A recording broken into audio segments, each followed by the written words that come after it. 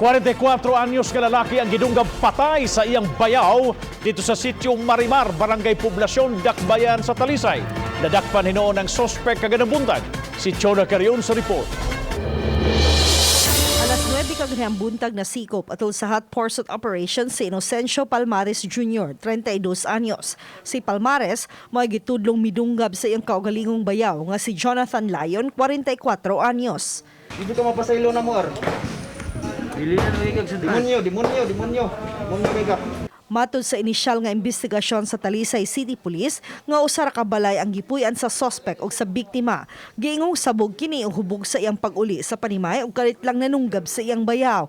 Patay ang iyang bayaw nga nakahiagom og sama dinunggaban sa nagkalain-laing parte sa lawas niini. While the victim was watching TV, the suspect without any apparent reason and intoxicated suddenly stabbed the victim. So ang nahitabo at 1 a.m.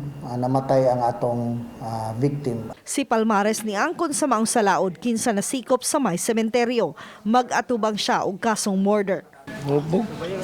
Nakalitan na dyan ako.